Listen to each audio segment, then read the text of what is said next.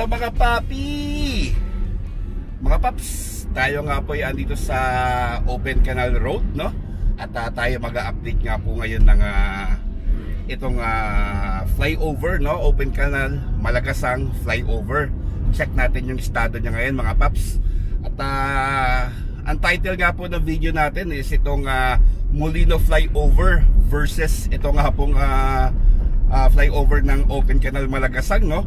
Syempre, ilalagay ko muna or isisingit ko muna yung clips about doon naman sa estado ng Molino flyover, no? Habang tayo nagbabaybay nga dito sa kahabaan ng Open Canal. So, ito nga po, panoorin nyo muna yung Open Canal, or sorry, yung Daang Hari, no? Or yung Molino flyover. Again, ulitin ko lang, Molino flyover mga paps. Ito po yung estado niya ngayon.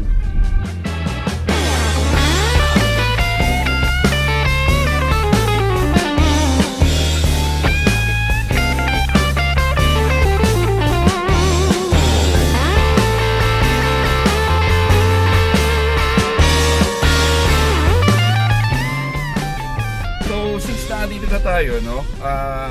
Check na natin yung estado ng Molino Bridge, no? Daanan na rin natin. Great Wall. Great Wall of Molino. Project of the century. Favorite ng lahat, no? Nagkaroon to ng mga updates mga couple of weeks ago, no? In-update siya ng Bacoor LGU. Every week pa nga po mga paps. Every week. Parang no? may stop, no? Parang nawala yung update kasi, nila, no? Ano ang sabi kasi nila doon, ang pinangako rin ni Mayor Strike is magbubukas siya ng by the end of October. November is, na. November na. Oo.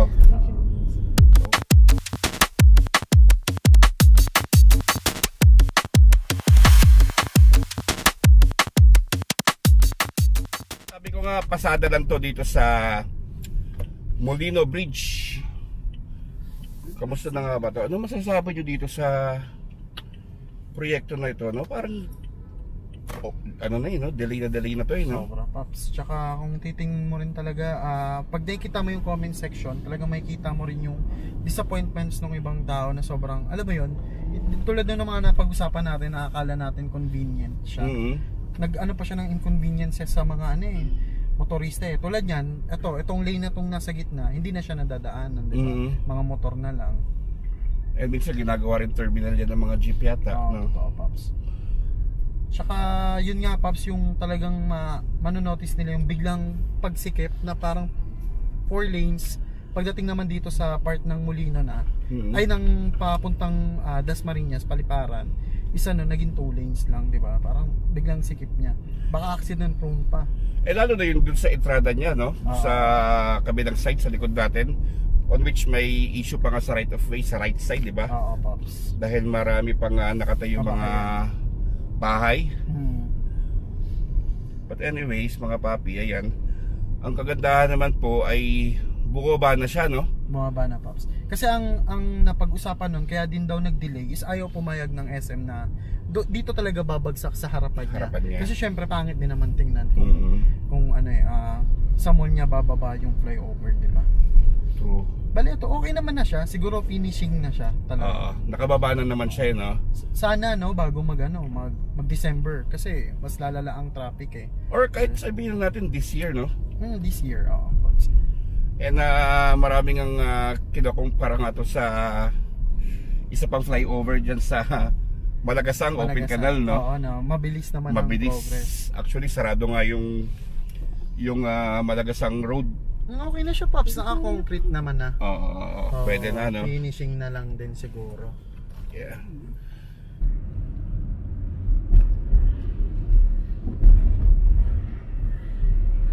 At going back mga Pops, no? Andito na nga po tayo ulit sa Open Canal or ang Daang Hari Extension para nga po ipakita naman sa inyo itong estado naman dito sa Open Canal Malagasang flyover. Well, marami-rami pa nga pong gagawin dito palabas ng Aguinaldo Highway, ano. But yun nga, yung movement naman dito compared sa Molino flyover is masasabi natin na mas mabilis, ano.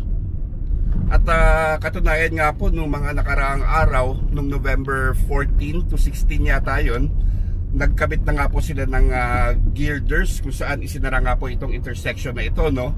isinara nga po ito ng alas 10 ng gabi hanggang alas 3 na madaling araw para nga po no, sa pagbibigay daan ng pagtawid ng or pagkabit ng girders. At expect na nga rin po natin mga paps no, na sa mga susunod na araw or linggo maaaring isara ulit to para naman po sa girders naman no, pababa na ng flyover.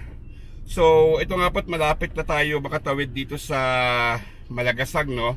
At hihinto po tayo na bahagya. Tingnan natin kung makapagpalipad tayo ng drone no. Medyo makulimlim nga yung panahon pero pipilitin nga po natin mga paps.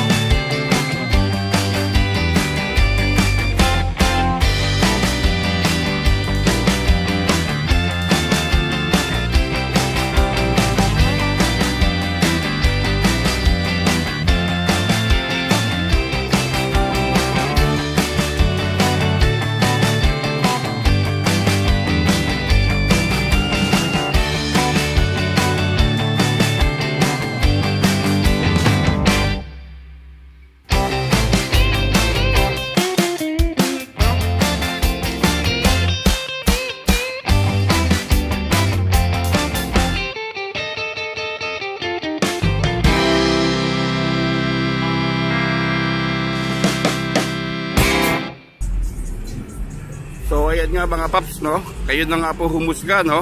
At ako nga po sa sariling opinion ko ay mabilis nga po ang galawan dito sa Open Canal Malagasang flyover.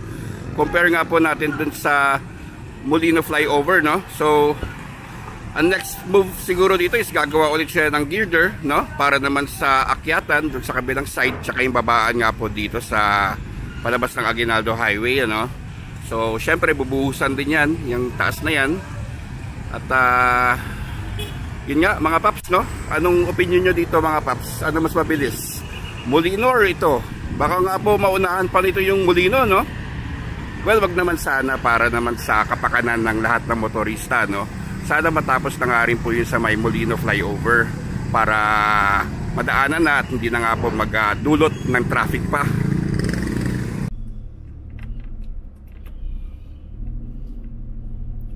Okay, so yun na nga mga paps no. Pansin nyo rin po itong building na to mga paps oh. Talagang nahatian na siya eh, oh, para sa right of way. Well, for now bawal po dumaan syempre mga malalaking sasakyan dito no, tulad ng mga truck no. Dahil malamang hindi po sila kakasya dyan sa ilalim oh. Ngayon po mga paps, subukan natin kung makakatawid nga po tayo dito. Dahil nung nakaraan nga pong update natin ay isinara nga po ito bahagya no. Pero by the looks of it mukhang okay naman mga paps eh, oh. Parang both ways no, from Gentry going out to Aguinaldo, tsaka from Aguinaldo going to Gentry ay sadyang open na nga po no. At nung nakaraan nga mga paps, ipinakita ko rin yung alternate route dyan sa Green Gate no, nung huling vlog natin dito. Tatawid tayo mga papi. Yan.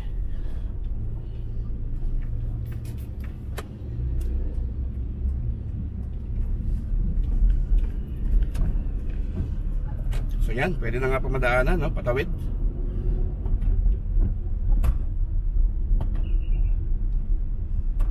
Ayan mga paps, nakakapit na yung girder nyo.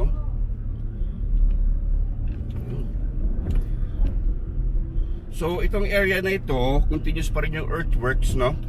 Dito nga po sa right side natin, kung saan dito nga po yung right of way niya. Mukhang tinambakan na nga po ito mga papi, oh. Pero parang may mga matatamaan ng mga bahay pala dito, no?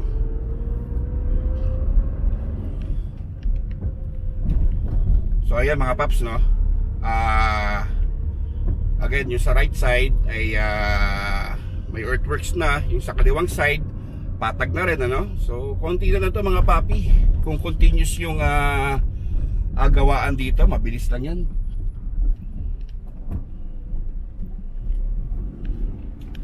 Okay, so ulitin ko lang mga paps, no? Both ways open na, palabas at papasok ng Gentry at Aguinaldo Highway para nga po dito sa open canal.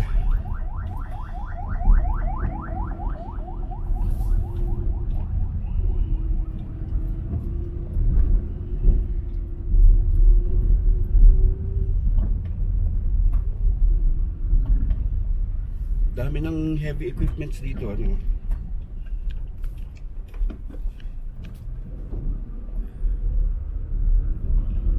Well, para nga po sa kaalaman ng lahat, no, itong dinadaanan natin, ito nga po yung extension ng Daang Hari, no.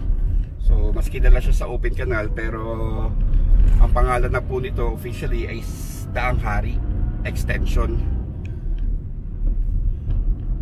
At mukhang sisimulan na din na patagin tong nasa kaliwang banda natin, mga paps, no.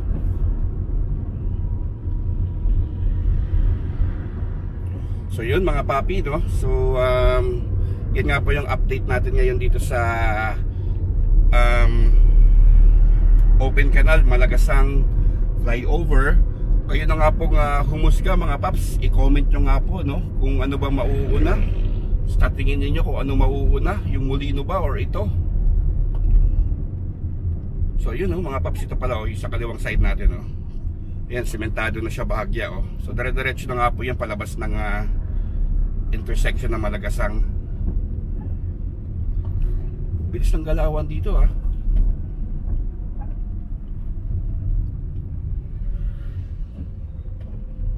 And also mga paps, huwag nyo nga pong kalimutan na sana i-follow nyo kami sa aming Facebook page. Siyempre sa Progreso Pilipinas, no? Pati na nga rin po sa Metro Cavite and beyond. Okay, so mga paps, hanggang dito na nga po yung ating update. Mabilis ang update lang po mga paps. Ating po susubaybayan to sa mga susunod na linggo. Ingat po kayo palagi. God bless. At syempre alam nyo na,